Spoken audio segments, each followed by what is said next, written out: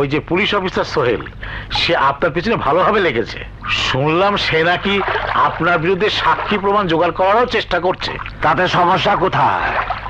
সাক্ষী প্রমাণ জোগাড় করার আগে পরে লাশ বানায় দাও। না না, তা করার উপায় নেই, সামনে মিড টার্ম ইলেকশন।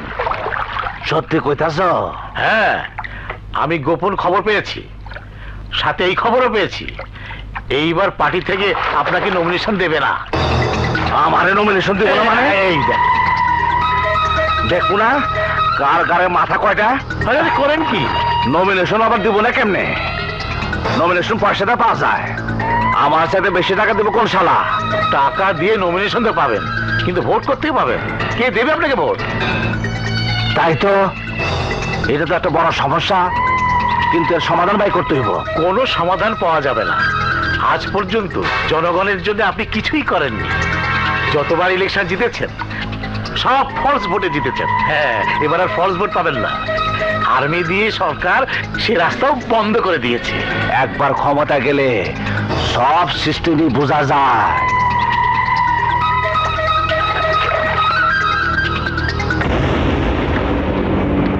ভাই খবরদার, খবরদার, থাম থাম বলছি, হাত লাগাবি না, যা যা। এটা আমার মাল, এত মূল্যবান জিনিসে আমি কাউকে হাত লাগাতে দেব না। এটাই তোমার জান। কত মহান জাঙ্গি এটা জানিস? পুরো দেশের পাপের বোঝা এর মধ্যে লুকানো। আবুল হোসেন, এদিকে আহ। আসছি আসছি। জাঙ্গিয়া নিয়ে ঝগড়া করতে গিয়ে আপনার কথা ভুলেই গিয়েছিলাম। ঝগড়া করবার যাইয়া আসল কথাই ভুলে গেছ। একটা কথা মনে হইলো আবুল হোসেন। বলেন। জাঙ্গিয়া নিয়ে ঝগড়া করতে গিয়া যদি আমার কথা তোমরা ভুলে যেতে পারো, তাহলে পাবলিকের মাঝে ঝগড়া লাগাই দিলে তাহলে আমার পাপের কথা তারা ভুলে যাব। মাঝখান থেকে আমি ইলেকশনে জিতে যাব। বাপ রে বাপ, কি বুদ্ধি! জাঙ্গিয়ার উদাহরণ দিয়ে কি রাজনীতির বুদ্ধি বের করে দিলেন। রাজনীতিকে এভাবে চিপকালেও তার ভিতর থেকেও এত পলিটিক্স বের হবে না। এক কাম করো আবুল হোসেন, চারিদিকে দাঙ্গা লাগাই দাও। কিভাবে? কাশিমপুর এলাকার সাথে নগর বাড়ির মধ্যে আগের থেকে ঝগড়া লেগে আছে, এই সুযোগটা কাজে লাগাই দাও। তারপরে পুলিশ অফিসারের ব্যবস্থা আমি ঠিকই নিব। হ্যালো সোহেল, গুন্ডারা আমাকে তুলে নিয়ে যাচ্ছে, আমাকে বাঁচাও সোহেল, আমাকে বাঁচাও। ও মিস্টার আদামের কাছে চেয়ারম্যান বলে কিছু করে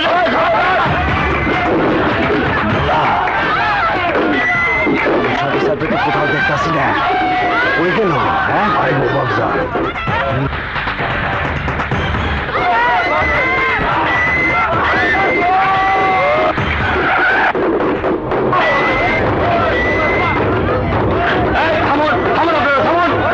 নিজে হাতে তুলে নেবেন না। থামুন।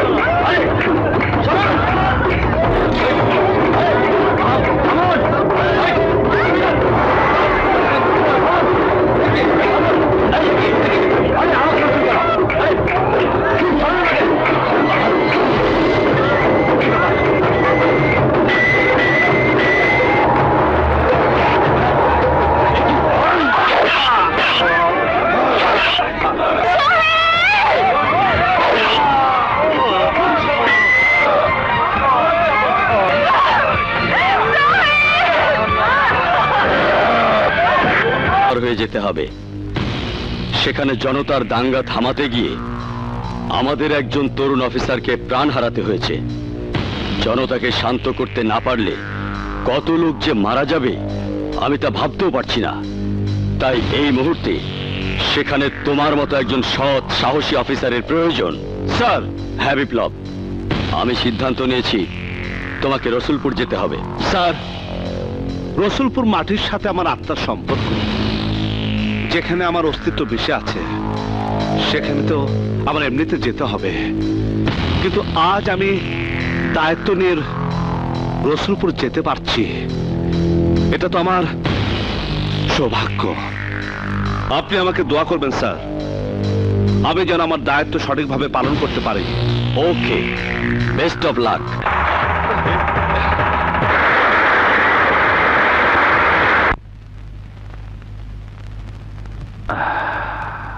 বিপ্লব, ইন্সপেক্টর সোহেল ও তার স্ত্রী রিয়ার খুনের তদন্ত করে যত দ্রুত সম্ভব খুনিকে খুঁজে বের করতে হবে। Yes sir.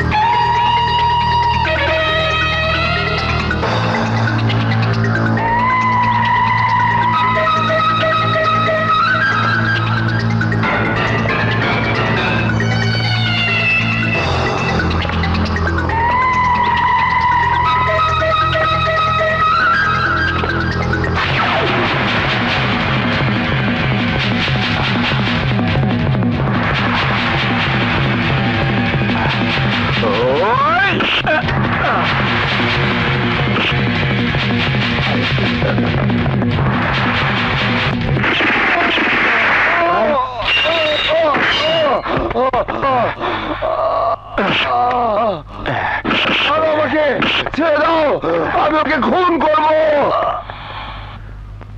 সাব্বাস, সাব্বাস অফিসার। এই দুনিয়া আমারে বাঁচাবার চায় এমন লোক খুব একটা বেশি নাই। তুমি আমার জান বাঁচাইছো, আমি তোমার খুশি করে দেব। আমি তোমার প্রমোশনের ব্যবস্থা করে দেব। আবুল হোসেন, ওরা জিগাও তো, আর বাবার নামটা কি? আন্দাজ আলী চৌধুরীকে মারতে চেয়েছিলেন কেন? মারবো না কেন? মানুষ খেকো বাক্যে মানুষ কেন মানে জানেন না? আন্দাজ আলী চৌধুরী মানুষ খেকো? আমার মেয়ে চাকরি করতে হাসপাতালে, ওকে তুলে নিয়ে নষ্ট করতে চেয়েছিল এই আন্দাজ। ওকে বাঁচিয়েছিল ইন্সপেক্টর সোহেল, চেয়েছিল রিয়ার সাক্ষী নিয়ে আন্দাজকে শেষ করে দিতে, কিন্তু আন্দাজ ওকে বাঁচতে দেয়নি, বাঁচতে দেয়নি আমার মেয়েকে। বাবা হয়ে আমি আমার মেয়ের হত্যার প্রতিশোধ নিতে পারছি না। আমাকে আপনি মেরে ফেলুন অফিসার, আমাকে আপনি মেরে ফেলুন, মেরে ফেলুন। আন্দাজের বিরুদ্ধে প্রতিশোধ দেবার ইচ্ছা অনেকেরই আছে। আন্দাজ মরবে, আজ না হোক কাল।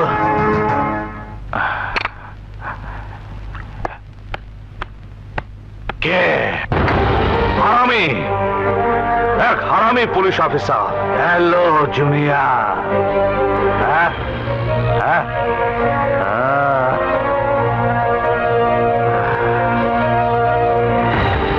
জন্মই যখন নিছিলা তখন মায়ের চেহারা নিয়ে জন্ম নিতা, আমার চেহারা নিয়ে জন্ম নিলা কে? মায়ের চেহারা নিয়ে জন্ম নিলে এ এলাকার মানুষ আমাকে দেখেই মায়ের কথা মনে করত, তার কলঙ্কের কথা মনে করত। তাই মহান আল্লাহ আমাকে তার চেহারা দেননি, দিয়েছে তোমার মতো চেহারা, যাতে মানুষ আমাকে দেখেই তোমার কথা মনে করে, তোমার পাপের কথা মনে করে।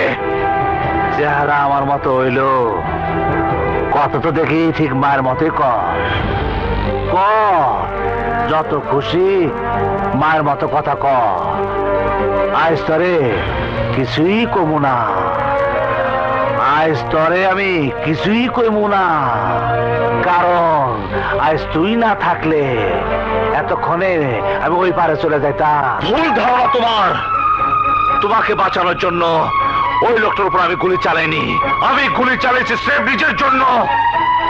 যাকে আমি নিজের হাতে মারতে চাই তাকে অন্যের হাতে মরতে দিতে পারি না। এইটা তোর কথার কথা। তুই নিজের বুকে হাত রেখে কত আমার তুই মারতে পারবি? পারবি নিজের বাপরে হত্যা করতে? যে সন্তান নিজের মাকে মেরে পৃথিবীতে জন্ম নিয়েছে, যে সন্তান যাকে বাপ বলে কোনোদিন ডাকেনি, তাকে মারতে হাত কাঁপবে কেন?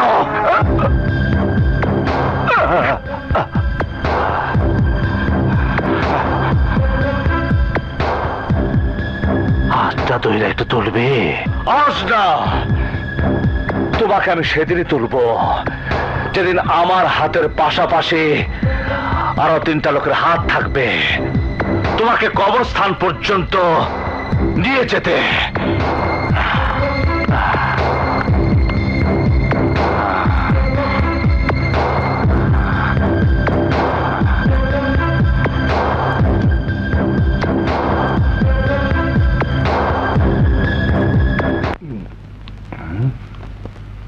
আরে ওই গোলাম, কি জ্যোতিষ আনলি?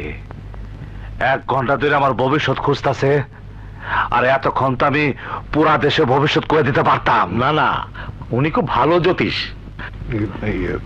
জীবন ভাই, একটু তাড়াতাড়ি করো, অনেকক্ষণ তো হয়ে গেল। তাড়াতাড়ি কও জ্যোতিষী ভাই, আমার গ্রহ নক্ষত্র কোন দিকে ভাল পারতাছে? আপনার ভবিষ্যতের কথা আপনি না জানাই ভালো আন্দাজ সাহেব। কেন আমার সামনে সত্য কথা কইতে সাহস পাইতেছেন না? সত্য কথা বলতে সাহসের প্রয়োজন হয় না আন্দাজ সাহেব, সত্য কথা সহ্য করার জন্য সাহসের প্রয়োজন হয়। আরে কোন রকম ভয় পায়েন না, যা কর কয়ে যান। আপনার ভালোর দিন শেষ। আপনার উপর গ্রহ নক্ষত্রের কুপ্রভাব শুরু হয়ে গেছে। আপনার সংসারও শুরু হবে অশান্তি। এবছরই আপনার স্ত্রী বিয়োগ হবার আশঙ্কা আছে। এমনকি বছরের শেষে আপনার মৃত্যুর আশঙ্কাও আছে। এসব আমি না, আপনার জন্মকুণ্ডলী বলছে। মানুষের জন্মকুণ্ডলীর হিসাব কইতাছো জ্যোতিষ? কখনো নিজেরটা দেখছো? আজ্ঞে হ্যাঁ। কি দেখছো তোমার জন্মকুণ্ডলীতে? তুমি কয়দিন বাঁচবা? ভগবানের কৃপায় 100 বর্ষ আয়ু আছে আমার। তোমার গণনা ভুল জ্যোতিষ।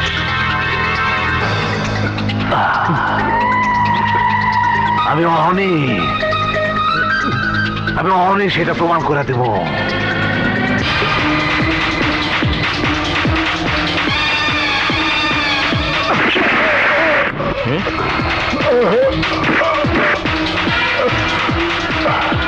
কি করলেন? হ্যাঁ, নিরীহ মানুষটাকে খুন করে ফেললেন? আমার সামনে দাঁড়ায় কইব আমি শেষ হয়ে যাব, আমি সহ্য করব? তাই দেশি সালারে বসা বস প্রমাণ করছি ওর গণনা ভুল, মিথ্যা, আর আমার গণনা সত্য।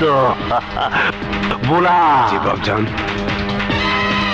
যা, লাশটা নিয়ে যা, ডাক্তারদের কইবি একটা ডেথ সার্টিফিকেট দিয়া দিতে। তারপর শ্মশান ঘাটে নিয়ে লাশটা পুড়ে ফেলা।